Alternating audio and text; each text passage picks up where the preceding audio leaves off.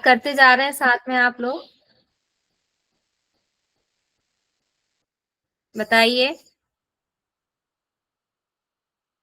कोई तो बोल दो। चलो, प्रियंका जी ने जवाब दिया। सभी का बहुत बहुत स्वागत है आफ्टर लॉन्ग टाइम हमारी एनवायरनमेंट की क्लास में। हम आज पेरिस एग्रीमेंट को पढ़ेंगे और उसके बाद हम एनर्जी रिसोर्सेज के बारे में पढ़ेंगे। शुरू करते हैं। वॉइस क्लियर है? एक बार माइक ऑन करके बताइए। Yes ma'am. Thank you. Paris सम्मेलन जो कॉप यूनिसेफ का कॉप 21 था। कॉप का मीनिंग क्या है अभी बताया था मैंने थोड़ी देर पहले। बताइए। कॉन्फ्रेंस ऑफ बताइए, माइक ऑन करके बताइए, मैसेज नहीं कीजिए आप, माइक ऑन करके। Parties, conference of the parties.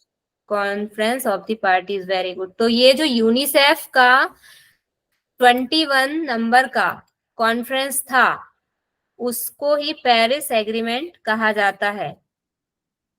इसके बारे में इसके मेन पॉइंट्स क्या है?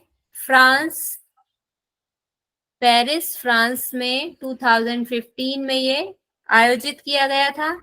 2020 के बाद कार्यों के लिए पेरिस करार लाया गया जो सार्वभौमिक करार क्योटो प्रोटोकॉल का स्थान लेगा। किसका स्थान लेगा ये? क्योटो प्रोटोकॉल का।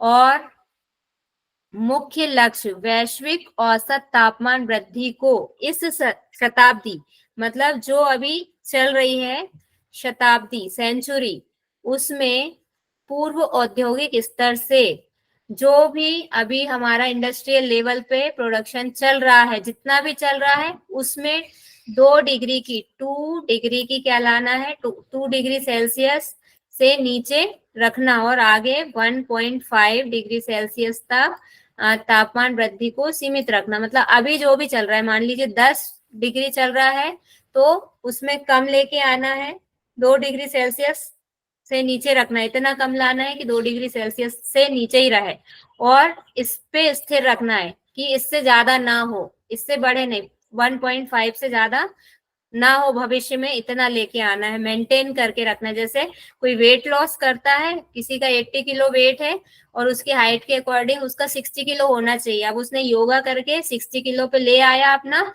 अब 60 किलो को ही मेंटेन करके उसको रखना है, तो उसको कंटिन्यू योगा करते रहना चाहिए। ऐसा ही है कि यहाँ तक आप ले आए, ये 2 डिग्री से नीचे भी है 1.5, और इसी पे अब आपको क्या करना है, इससे ज्यादा नहीं होना चाहिए भविष्य में। ये इसका एक मेन पॉइंट था। फिर क्या है, देशों से हर 5 वर्षों में अंतरराष्ट्रीय तौर पर निर्धारित अंशदान वाली अद्यतन जलवायु कार्य योजनाएं प्रस्तुत करने की अपेक्षा। मतलब कार्य योजनाएं क्या होती हैं? वर्किंग प्लान्स होते हैं। कब लाएं? हर 5 वर्ष में लाएं। पर 5 ईयर की एक प्लानिंग की जाए और क्या हो उसमें, nationally determined contribution every 5 years, action plan with climate action plan. मतलब जलवायु जो है वहां से रिलेट, वहां की सबकी अपनी अपनी जो जलवायु है उससे रिलेटेड 5 साल के 5, जैसे हमारे यहाँ पे पंचवर्षीय योजनाएं होती हैं इकोनॉमिक ग्रोथ के लिए, वैसे ही अब जो क्लाइमेट है, जलवायु है, उसके संबंध में भी, उससे रिलेटेड भी 5 साल की योजना बनाओ। उसमें आप एक बजट भी डिसाइड करो कि सोलर एनर्जी पे इतना खर्च होगा, विंड एनर्जी पे इतना बजट खर्च होगा, पूरी प्लानिंग की जाए कि इतने 2030 तक इतने हमको इतना 30% जो है पूरा लैंड एरिया जो हमारा है टोटल, उसका 30% या 33% कैसा हो, फॉरेस्ट होना चाहिए, वन होना चाहिए। ये सारी इस टाइप की प्लानिंग की जाए उसमें। इस करार में चिन्हित सभी महत्वपूर्ण क्षेत्र जैसे अनुकूलन, इंग्लिश में पढ़ लेते हैं, this agreement covers common but differentiated responsibilities and related capacities in all the key areas identified such as adaptation, financing, technology development. वही है कि क्या है, अलग अलग रहेंगी चीजें लेकिन सब एक दूसरे से जुड़ी हुई रहेंगी, एक दूसरे को प्रभावित करेंगी। कि अगर बजट की बात करें तो सब जो जो अलग अलग रखे गए हैं, सबको कितना बजट मिलेगा, जल ऊर्जा को, पवन ऊर्जा को, सबको कितना कितना बजट, और सब चीजें एक दूसरे पे डिपेंड करती हैं। क्योंकि पानी से बिजली बनाने में भी हवा का रोल होता है, क्योंकि हवा में ही तो उड़ के भाप बन के जाएंगे, बादल बनेंगे। तो सब चीजें एक दूसरे से इंटरकनेक्टेड भी होती हैं, लेकिन सब अलग अलग भी होती हैं। विकसित देश विकासशील देशों की आवश्यकताओं के संदर्भ में वर्ष 2025 से पहले $100 बिलियन प्रति वर्ष का लक्ष्य, ये लक्ष्य है, लक्ष्य तय करेंगे। मतलब अभी क्या होता है, जिसके पास होता है उसी से उम्मीद करी जाती है कि जिसके पास नहीं है उसकी वो मदद करे। पहले क्या होता था, पहले का जमाना था साहूकार लोगों का, उनके पास खूब पैसा होता था, गरीब लोगों को ब्याज पे पैसा देते थे और खूब ब्याज वसूल करते थे। मूल राशि 1 रुपया लिया है तो वो 1 रुपया तो कभी चूक ही नहीं पाता था, उस एक का 10 रुपये ब्याज लगता था, तो वो ब्याज ही चलता रहता था। ऐसे ही वो डेवलपमेंट नहीं कर पाए, जो गरीब थे उनका विकास कभी नहीं हो पाया। लेकिन अब जब बहुत ज्यादा मतलब आगे आ गए हैं हम, कई सदियां हमने पार कर ली हैं, तब एक ऐसी मानवीय सोच का विकास हुआ है कि जिसके पास है वो जिसके पास नहीं है उसको साथ में लेके चले, उनसे ये अपेक्षा की जाती है। इसीलिए राष्ट्रीय, इंटरनेशनल, नेशनल जो ऑर्गेनाइजेशंस हैं वो बनाए गए। तो ये जो है डेवलप्ड कंट्री, इनसे क्या कह रहे हैं कि ये जो डेवलपिंग कंट्री है उनकी जरूरतों को पूरा करें। मान लीजिए हमको सोलर प्लांट लगाना है अपने खेतों में, तो अब कितना हमारे पास 40 रुपए है मान लीजिए, और 60 रुपए लागत है, तो 60 रुपए ये हमको देंगे, ऐसे ही नहीं दे देंगे। आप ऐसे मत दो हमको, इससे जो फायदा होगा उसमें परसेंटेज भी ऐसे ही कर लेंगे कि हम 40% हम रख लेंगे, 60% आपको दे देंगे, तो आपका भी फायदा हमारा भी फायदा। इस टाइप से ये मदद करेंगे। कब ये एक डिसाइड किया है, इन्हें टाइम दिया है 2025 से पहले। फिर a framework was created to monitor at the global level. वही है कि निगरानी टीम जो भी काम कर रहे हैं उसकी निगरानी के लिए एक कार्यवाही के लिए एक कमेटी होना चाहिए, लोगों का समूह होना चाहिए जो देख सके और जांच कर सके, सारी चीजें प्लानिंग कर सके, प्लानिंग के अनुरूप काम हो रहा है कि नहीं हो रहा है वो देख सके। तो एक कमेटी होती है, और कमेटी क्या काम करेगी, वैश्विक स्तर पर जांच हेतु रूपरेखा जो तैयार की जाएगी, और पहली जांच कब होगी, 2023 में की गई, हो चुकी है ये। अंतरराष्ट्रीय सौर संधि, ये हमारा कंप्लीट हो गया। पेरिस एग्रीमेंट, अब हमारा आएगा सोलर एलियंस, इंटरनेशनल सौर संधि। क्या है इसमें, इसका जो ऑब्जेक्टिव है वो क्या है, to reduce dependence on fossil fuel. जो हम जीवाश्म ईंधन का उपयोग करते हैं उस पे हमारी जो है डिपेंडेंसी कम हो जाए। कि हम एकदम खत्म तो नहीं कर सकते हैं क्योंकि हम डेवलपिंग कंट्री हैं, डेवलप्ड कंट्री तो है नहीं कि हम पूरा सोलर एनर्जी से ही काम कर लेंगे या हम पूरा ही दूसरी अल्टरनेट एनर्जी ले लेंगे, क्योंकि हमारे पास उतने सोर्सेज ही नहीं है। तो हम वही 100 और 40 का हिसाब रखिए कि पहले हम पूरा 100 का 100 पेट्रोल जलाते थे, अब हम क्या करा, हमने 40% पेट्रोल जला रहे हैं, 60% हम कुछ और अल्टरनेट एनर्जी का यूज कर रहे हैं। दूसरा, सौर संसाधन संपन्न सनशाइन राष्ट्रों का एक संधि आधारित एक अंतर सरकारी संगठन या अंतरराष्ट्रीय समूह है। सनशाइन कंट्रीज कौन सी होती हैं बताइए, क्यों कहा गया है सनशाइन कंट्री, बताइए, कोई माइक ऑन करके बताएं।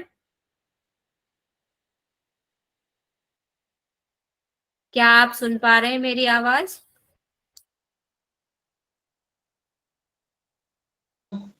जहाँ मैम, जहाँ सौर ऊर्जा ज्यादा मिलती हो। हाँ, कुछ हद तक ठीक है। इसको हम बहुत सरल शब्दों में ऐसा कह सकते हैं कि हमारी पृथ्वी कैसी है, कुछ कितने डिग्री पर झुकी हुई है। पृथ्वी की जगह आलू बन गया। बताइए कैसे। 23.5। 23.5 डिग्री पे झुकी हुई है। और ये मान लीजिए सन है, तो जो सन की रेज हैं वो, और पृथ्वी लगातार अपने अक्ष पर भी घूमती है और सन के चारों तरफ भी रोटेट करती है। एक पाथवे बना हुआ है, इसमें चलती रहती है, अपनी दूरी पर भी घूमती है और सन के चारों तरफ भी चक्कर लगाती है। ये सन के चारों तरफ घूम, ये सन है, ये सन के चारों तरफ ये घूम रही है और अपनी जगह पे भी घूम रही है। तो दिन और रात, जब अपनी जगह पे घूम रही है तो दिन और रात होते हैं। और जो ऐसे जाती है तब उसके क्या होते हैं, जो हम ट्रेन, उत्तरायण और दक्षिणायन होते हैं ना, जो हमारे यहाँ, परिक्रमण काल। हाँ, संक्रांति आती है जो, तो जब दक्षिणायन होता है तब अलग कंट्रीज के पास में सन की पूरी एनर्जी जाती है, मतलब सन रेज पड़ती है। और जब उत्तरायण होता है तो अलग कंट्रीज के जो ऊपर है और नीचे वो चेंज हो जाता है। तो लेकिन चाहे उत्तरायण है या दक्षिणायन है, लेकिन 6 महीने ज्यादा ज्यादा पड़ता है। लेकिन जो कंट्री ऐसे बसी हुई है पृथ्वी के ऐसे डायरेक्शन में है जहां पे सन की लाइट पड़ती है बराबर, लेकिन कुछ कंट्री ऐसी हैं जहां पे सन की रेज बहुत कम पड़ती है। जैसे एक कहलाता है, बहुत कुछ देश ऐसे हैं, मिडनाइट का सूर्य भी बोलते हैं, जहाँ पे किसको नॉर्वे। बोलते हैं बताइए। नॉर्वे। Norway Norway. को। Very good. तो वहां पे क्या होता है, मध्य रात्रि का सूर्य, कुछ समय के लिए सूर्य के दर्शन होते हैं। ऐसे भी हैं बहुत कम सूर्य की जो लाइट है वहां पर पहुंचती है। तो वहां पे जब सूर्य की किरणें ही नहीं जा रही हैं, सूर्य की लाइट ही नहीं है, सन की लाइट नहीं है, सनरेज नहीं है, तो वो सोलर एनर्जी का यूज कैसे कर सकते हैं। तो जो कर सकते हैं, जिनके पास भरपूर सोलर लाइट है, वो सोलर एनर्जी का यूज कर सकते हैं। और उन सारी कंट्रीज ने मिलकर एक ग्रुप बना लिया है और एक एग्रीमेंट किया है, उसी की यहाँ पर बात की गई है। ये इसका स्वरूप है या फॉर्म है। लॉन्चिंग मतलब ये कब लॉन्च किया गया, प्रधानमंत्री नरेंद्र मोदी के द्वारा 30 नवंबर 2015 को ये लॉन्च किया गया। कहाँ पर, फ्रांस का जो क्रॉप था, पेरिस एग्रीमेंट में ही किया गया। इसको रिलेट करके याद रखिएगा। और मुख्यालय इसका कहाँ पर है, गुरुग्राम। गुरुग्राम किसका नाम चेंज होकर रखा गया है, गुड़गांव। गुड़गांव का। बहुत बढ़िया। और क्या है इसमें, it is also called the international nodal agency for implementing solar policy and application. ये इसका दूसरा नाम है, इसको भी याद रखिएगा।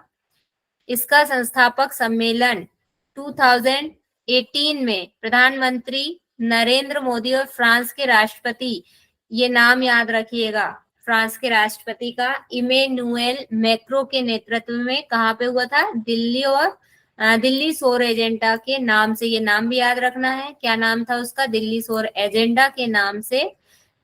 संस्थापक सम्मेलन का क्या मतलब हुआ, फाउंडिंग कॉन्फ्रेंस, मतलब पहली बार इस पे बात हुई। कब, 21 में तो ये लॉन्च ही कर दिया गया।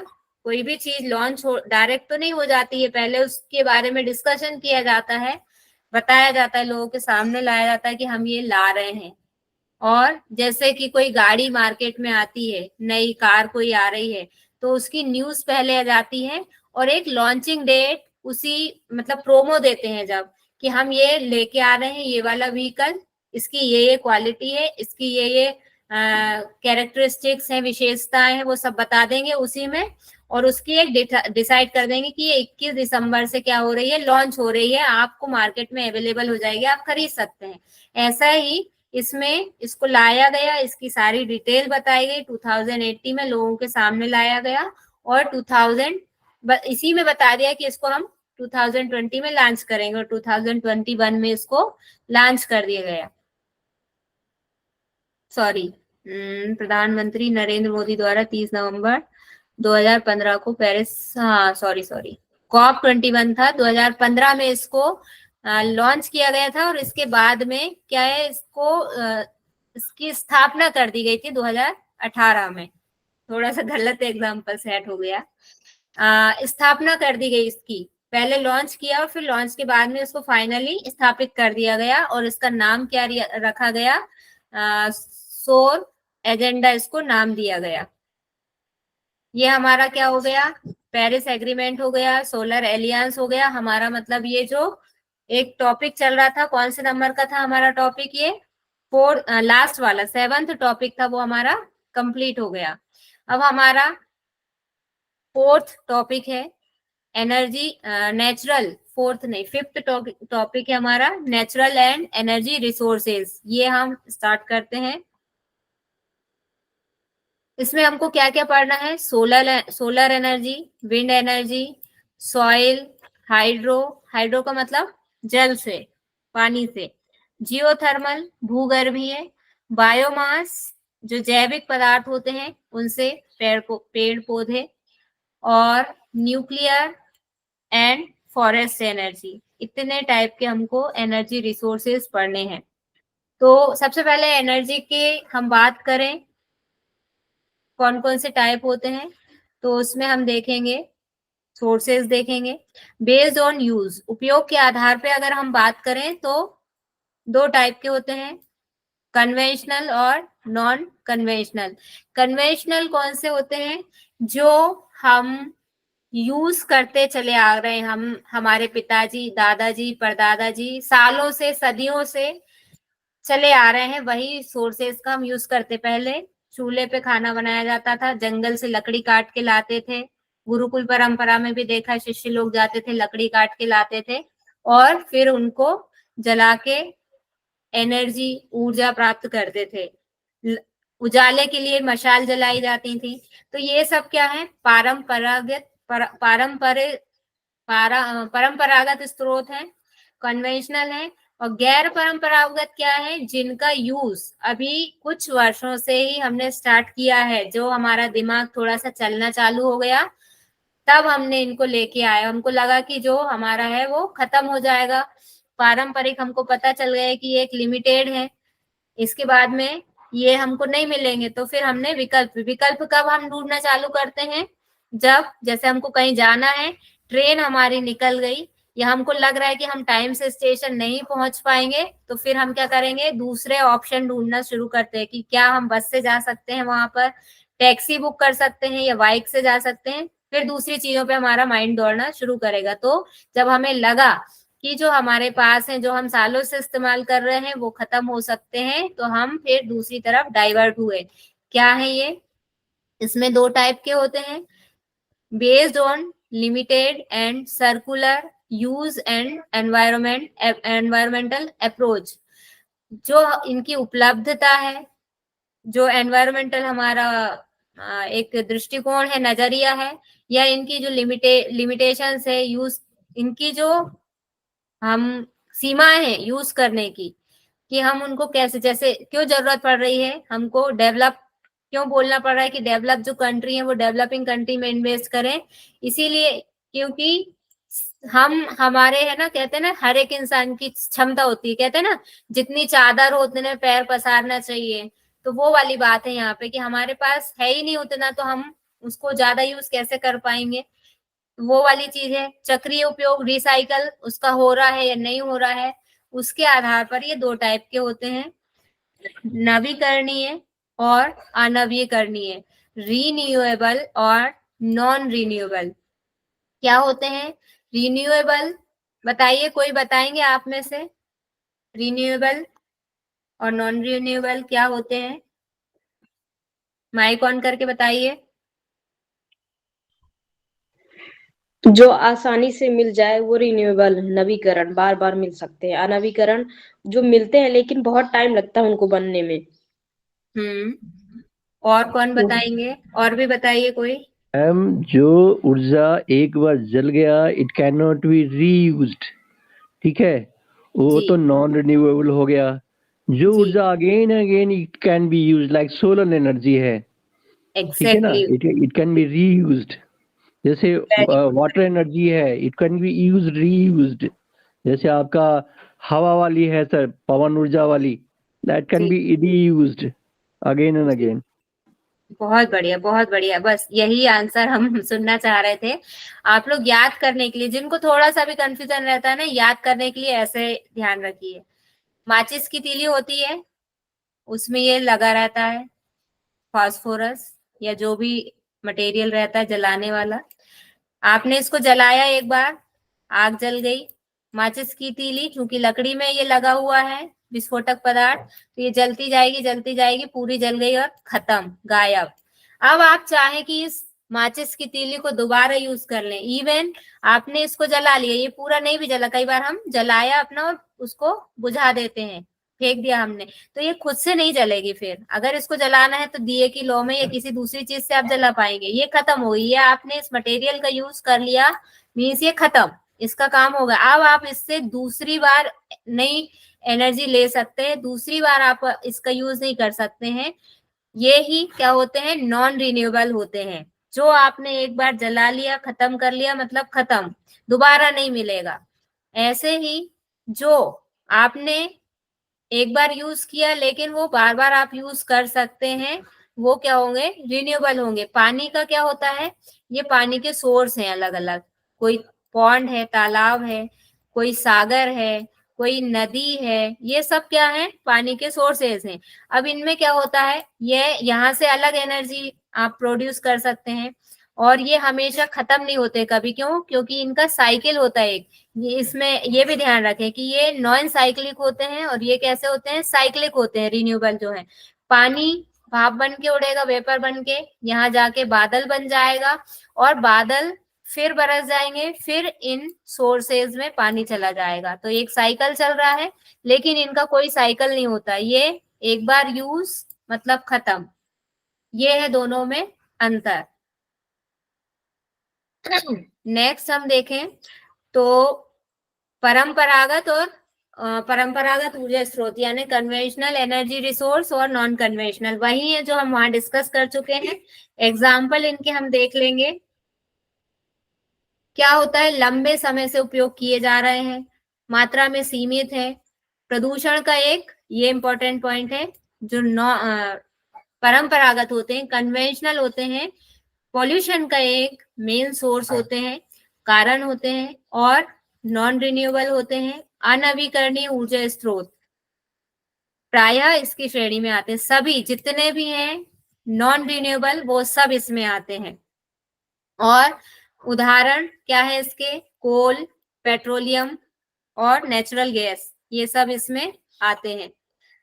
नॉन रिन्यूएबल गैर परंपरागत, नॉन कन्वेंशनल में क्या आएंगे, जिनका उपयोग ऊर्जा स्रोत के रूप में अभी शुरू हुआ है कुछ वर्षों पहले ही, हमारे दादा परदादा नहीं जानते थे इसके बारे में, और वैकल्पिक ऊर्जा सोर्स है ये। इसके अंतर्गत नवीकरणीय और अनवीकरणीय दोनों टाइप के आ सकते हैं। और पवन ऊर्जा, सौर ऊर्जा, जल ऊर्जा, तापीय ऊर्जा, परमाणु ऊर्जा आदि। क्यों दोनों प्रकार के आ रहे हैं, ये तो हमारे हो जाएंगे नवीकरणीय, जो नेचुरल हमारे एलिमेंट से हमको मिल रही है। ये हमारे कैसे हो जाएंगे, रिन्यूएबल हो जाएंगे। लेकिन ये जो है एटम एनर्जी जो है, या तापीय एनर्जी जो है, ये कई तरह के सोर्सों से हो सकती है। ये हम फॉसिल से भी एनर्जी बना सकते हैं, जो थर्मल एनर्जी है, या जो हमारे एलिमेंट्स होते हैं लिमिटेड है, उनसे अगर हम बना रहे हैं तो ये क्या हो जाएंगे, नॉन रिन्यूएबल एनर्जी सोर्स भी इसके कैटेगरी में फिर आ जाएंगे। इसलिए कहा गया है कि दोनों टाइप के इसमें आ सकते हैं। अब कुछ हम देखेंगे इसके जो सोर्स है, उसमें से मेन क्या है, कोयला है। तो कोयला क्या करता है, it is a widely imported fossil fuel, मतलब बहुतायत में पाया जाने वाला जीवाश्म ईंधन है। सबसे ही ज्यादा इसका यूज किया जाता है और पाया भी जाता है। फिर it is used as domestic fuel in electricity generation. Coal विद्युत ग्रह है बहुत ज्यादा, मतलब शुरुआत में जब बिजली बनाने का काम हुआ तो इससे ही सबसे ज्यादा बनाई जाती थी। बड़ी बड़े इसके पावर हाउस है, प्रोडक्शन हाउस है, पावर प्रोडक्शन हाउस है, जहाँ पे कोल से बिजली बनाई जाती है। और घरेलू उपयोग में तो आता ही है, जैसे कि हमने देखा चूल्हे जलाने में लकड़ी का यूज हो रहा है, कोयले का यूज हो रहा है, लकड़ी से भी कोयला बन रहा है, फिर उस कोयले को भी जला रहे हैं, तो घर में तो हो ही रहा है इसका यूज। और क्या कर रहे हैं, इससे प्राप्त ऊर्जा तापीय ऊर्जा कहलाती है, थर्मल एनर्जी कहलाती है, इससे जो बिजली बनती है। लाखों वर्ष पहले विशाल फर्न और दलदल का पृथ्वी की परत में दबने से निर्मित होते हैं। मतलब क्या हुआ, भूकंप आया, बाढ़ आया, कुछ भी आई, मिट्टी एक के ऊपर एक दबते गए, कहीं चट्टानों में ये दब गए, मिट्टी से ही धीरे धीरे क्या होता है, चट्टान बनती है, दबते चले गए। कोई भी फॉसिल का मतलब क्या है, किसी भी लिविंग ऑर्गेनिज्म का मिट्टी में या पृथ्वी की जो अलग अलग परतें होती हैं, सरफेस होती हैं, उसमें दब जाने से, वो दबा रहा, उसमें दबा रहा, उससे जो कई सालों में, बहुत हजार साल लग जाते हैं, उससे जो बना है वही फॉसिल है। फॉसिल ईंधन होता है, फॉसिल फ्यूल होता है। इसको टाइम बनने में बहुत टाइम लगता है। अब हमने बहुत सालों पहले जो बना हुआ था वो हम यूज कर रहे हैं। और प्रमुख जो उत्पादक देश हैं, कंट्रीज जो है, उसमें कौन कौन आ जाते हैं, चीन, चाइना, जापान, यूएसए, जर्मनी, रूस, फ्रांस, ये मेन इसके हैं प्रोड्यूसर हैं ये। और भारत में कहाँ होता है, रानीगंज, पश्चिम बंगाल का शहर है, झरिया में, झरिया, धनबाद, झरिया है मैम, झरिया धनबाद, ये सब झारखंड में है आज के। हाँ जी, झारखंड में है ये, यहाँ पे इनका प्रोडक्शन होता है। भारत में यहाँ होते हैं मेनली। पेट्रोलियम क्या है, its products are called black gold. ये इंपॉर्टेंट है कि जो पेट्रोलियम के जो प्रोडक्ट होते हैं, एक बार बताया था भंजा कासवन से इनको अलग अलग किया जाता है, और सबसे लास्ट में क्या बचता है, जो कचरा होता है वो सबसे लास्ट में बचता है, वो भी ये जो है स्नेहक या ग्रीस के रूप में यूज किया जाता है सबसे नीचे। तो ये इसके जो अलग अलग हैं, कहीं स्नेहक है मतलब लुब्रिकेंट है, प्लास्टिक है, और जो हमारा वैक्स है, ये सब अलग अलग चीजें, ये सब इसके प्रोडक्ट हैं पेट्रोलियम के। और ये सब बहुत पैसे कमाने वाले हैं, मतलब अपने आप में बहुत मूल्यवान है सभी, इसलिए इनको ब्लैक गोल्ड कहा जाता है, काला सोना कहा जाता है।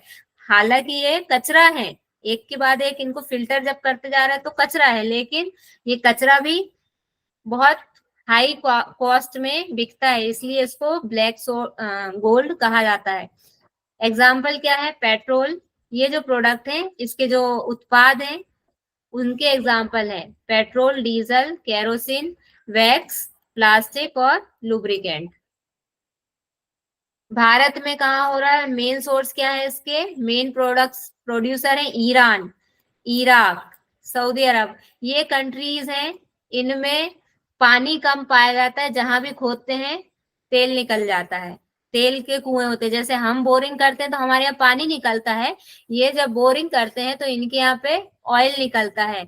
और इसलिए ये लोग, हमने कई सुना है, कई कंट्री ऐसी होती हैं कि एक बार कपड़े यूज करते हैं, ये धोते नहीं है और आगे बढ़ा देते हैं, वो दूसरे कंट्रीज में, पुअर कंट्रीज में जाके बिक जाते हैं फिर।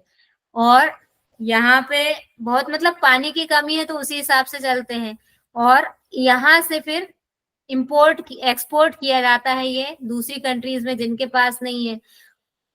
तो और यहाँ पे भारत में भी है एक दो जगह पे, डिगबोई है असम में, बॉम्बे हाई है, और कृष्णा गोदावरी नदी डेल्टा है। कृष्णा और नदी गोदावरी का डेल्टा का क्या होता है, जो नदी हर मतलब ज्यादातर नदियां सब क्या होती हैं, या तो खाड़ी में गिर जाती हैं जाके, या फिर कहाँ पे चली जाती हैं, समुद्र में मिल जाती है। तो जो नदियां ऐसे बह के आ रही हैं, कुछ नदियां सीधी सीधी मिल गई, वो सीधा हो गया, लेकिन कुछ नदियां आगे जाके ऐसे फैल जाती हैं जब, तो उसको क्या बोलते हैं, नदी डेल्टा बोलते हैं। तो जो ये कृष्णा का गोदावरी नदी डेल्टा है, वहां पे भी हमारे यहाँ पे पेट्रोलियम प्रोडक्शन होता है।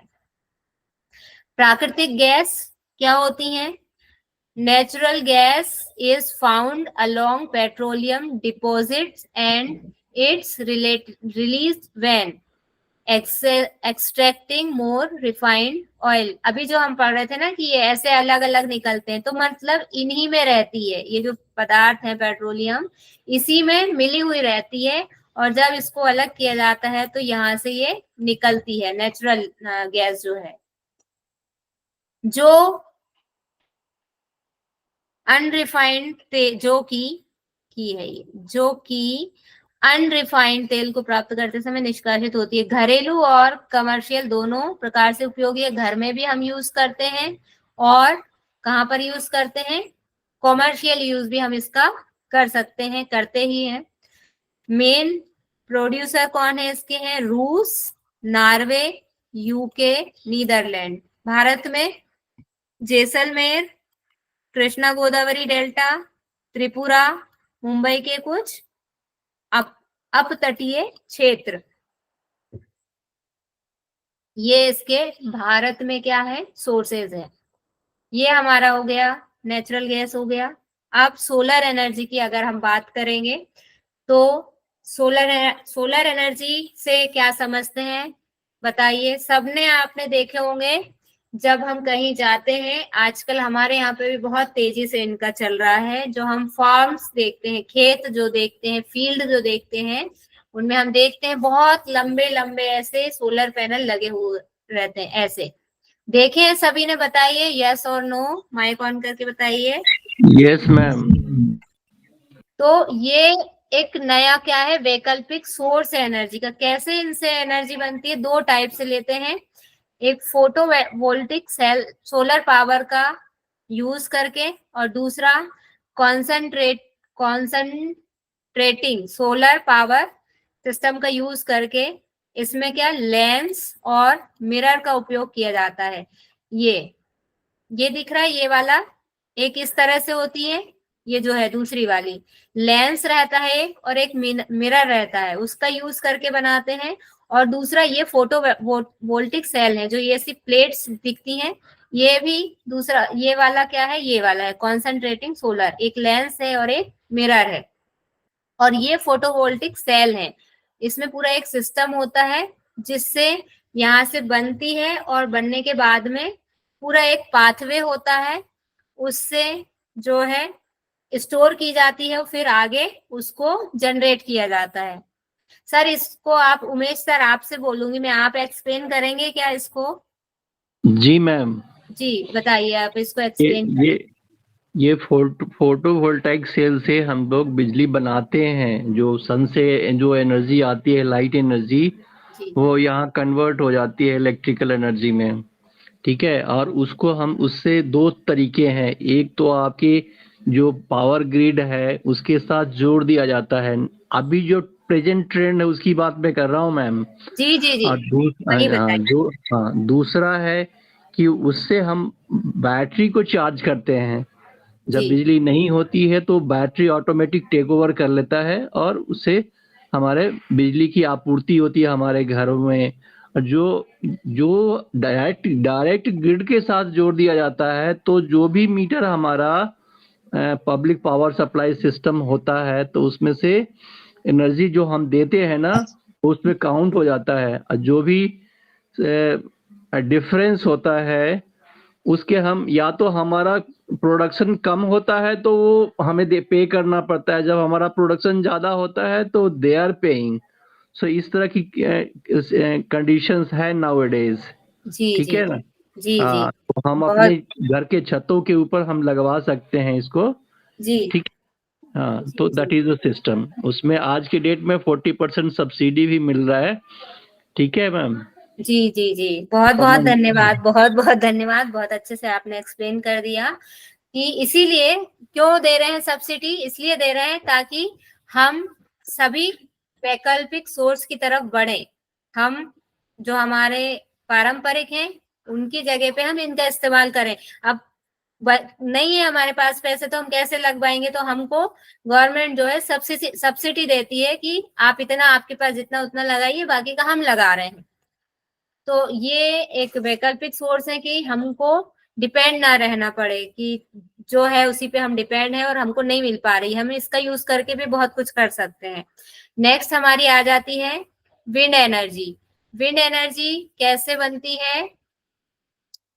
विंड मतलब पवन, पवन यानी हवा, हवा के द्वारा, एयर के द्वारा जो हम एनर्जी प्रोड्यूस करेंगे वही हमारी विंड एनर्जी में आ जाएगी। इसको, इसके मेन सोर्स क्या है? पवन चक्की या विंड मिल जो होती है। पवन चक्की भी हम लोग अक्सर देखते हैं, जो हिली एरियाज होते हैं वहां पे हमको दिखाई देती हैं पवन चक्की लगी हुई। पवन चक्की का उपयोग अनाज पीसने और जल निकालने हेतु परंपरागत, पहले हम इनका यूज कैसे करते थे, अभी हमने पढ़ा ना रिन्यूएबल में, हमने पढ़ा था कि दोनों टाइप के होते हैं, नॉन भी और सॉरी नवीकरणीय भी और अनवीकरणीय, दोनों टाइप के होते हैं। तो इसमें पहले भी यूज किया जाता था, लेकिन पहले किस लिए? अनाज पीसने और जल निकालने के लिए। हमने वहां पे कहीं खेतों में हम देखते थे टरबाइन जैसे लगे रहते थे, घुमाते थे उसको, उससे भी कहीं ना कहीं मतलब एक काम ऐसे ही होता था, प्रोसेसिंग ऐसी ही होती थी उसमें भी। विद्युत उत्पादन इसका क्या है? न्यू यूज है ये, कि बिजली हम इससे बना रहे हैं, ये नया कंसेप्ट है। फिर प्रक्रिया कैसी होती है?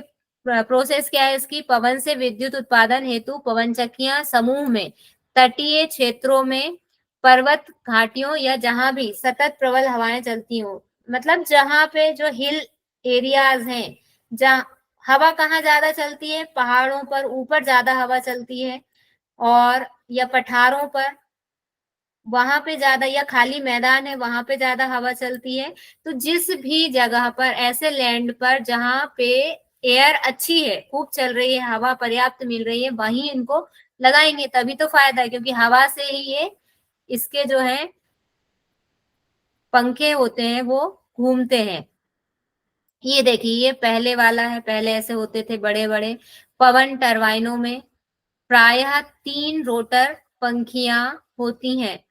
ये जो दिख रही हैं इनको रोटर पंखियां बोलते हैं। रोटर मतलब घुमाने वाली, ये 3 है, इसी को बोलते हैं। ये बीच में जो है, इसका सारे हम डायग्राम एक एक करके देखेंगे। क्या होते हैं? 3 रोटर ये होते हैं जो घुमाते हैं उसको। टरबाइन क्या है? ये जो बीच वाला पोर्शन है इसी को टरबाइन बोलते हैं। रोटर पंखियां होती हैं जो हवा के साथ घूमती हैं और एक जनरेटर के साथ सीधे अथवा एक गियर बॉक्स के द्वारा जुड़ी होती हैं। इन सबको हम देखेंगे।